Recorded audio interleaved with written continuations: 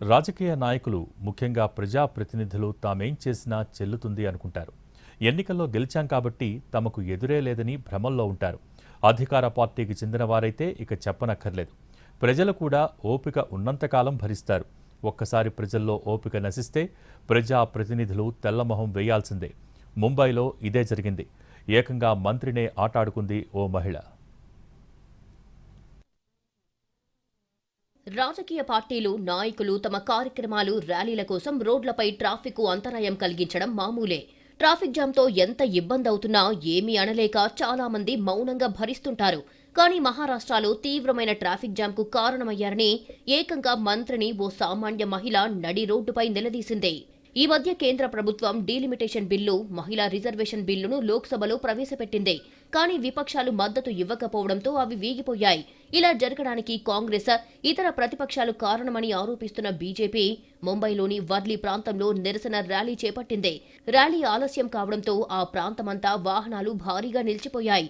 అయితే అదే సమయంలో తన బిడ్డను పాఠశాల నుండి ఇంటికి తీసుకురావడానికి వెళ్తున్న ఓ స్థానిక మహిళ ర్యాలీ కారణంగా గంటల తరబడి ట్రాఫిక్ లో చిక్కుకుపోయింది. मुझे प्रॉब्लम है कि मैं इस रोड पर 1 घंटे से ज्यादा खड़ी हूँ। क्यों खड़ी हूँ? कहाँ पे वहाँ व्हीकल है आपका? चलो आवाज कम करो। ఓపిక నశించిన మహిళ తన వాహనం దిగి ర్యాలీలో పాల్గొంటున్న మంత్రి గిరీష్ మహాజన్ వద్దకు వెళ్లి వాగ్వాదానికి దిగింది. ర్యాలీల పేరుతో ప్రజలను ఎందుకు ఇబ్బంది పెడుతున్నారు? పక్కనే ఖాళీ గ్రౌండ్ ఉంది, అక్కడికి వెళ్లి నిరసన చేసుకోవచ్చు కదా.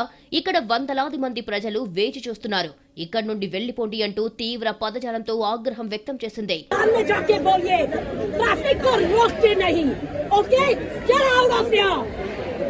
No, what is wrong with you? There are hundreds of people waiting. There is an empty ground there. There is an empty ground. Yes. Get out of here.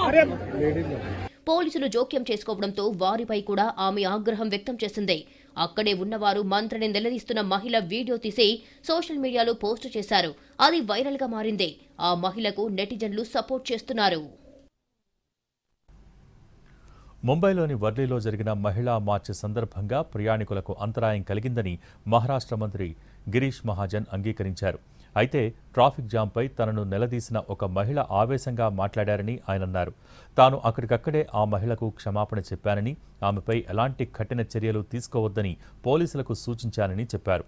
మహిళలకు 33% రిజర్వేషన్లను వేగవంతం చేసేందుకు ఉద్దేశించిన రాజ్యాంగ సవరణ బిల్లు లోక్సభలో ఓడిపోవటాన్ని నిరసిస్తూ ప్రతిపక్షాలను లక్ష్యంగా చేసుకుని ర్యాలీ తీశామన్నారు గిరీష్ మహాజన్. 15 నుంచి 20 వేల మంది మహిళలు రావటంతోనే ఈ సమస్య ఏర్పడిందని అన్నారు. कल महिलाओं का जन आक्रोश मोर्चा था। महिला बिल पास न होने के कारण कांग्रेस के खिलाफ महिलाओं ने इसका आयोजन किया था और हजारों की संख्या में हमारी बहनें महिला उस मोर्चा में शामिल भी थी। लेकिन देखा रोड पे जब हम चलते हैं, मोर्चा कहाँ से कहाँ हमको वर्ली तक लाना था तो रोड तो ब्लॉक हो गई। थोड़ी तकलीफ तो होती है अभी हर आंदोलन में। अभी आप इतने बड़े बड़े आंदोलन हैं, कितने कितने दिन के आंदोलन चले, पूरे हाईवे जाम हो जाते हैं, लोगों को 2-2-3 दिन रुकना पड़ता है। तो सारी बातें गलत है। मैं ये नहीं कहूँगा उसका समर्थन करूँगा, उनका संताप व्यक्त करना मैं गलत नहीं कहूँगा। उनको देरी हो गई, परेशानी हो गई, उनको कहीं स्कूल में जाना था, मैं बिल्कुल ये बात को मानता हूँ। लेकिन इसके लिए आप पुलिस में कंप्लेंट कर सकते थे और इस मोर्चा की परमिशन तो हमने पहले से ही लेके रखी थी। हर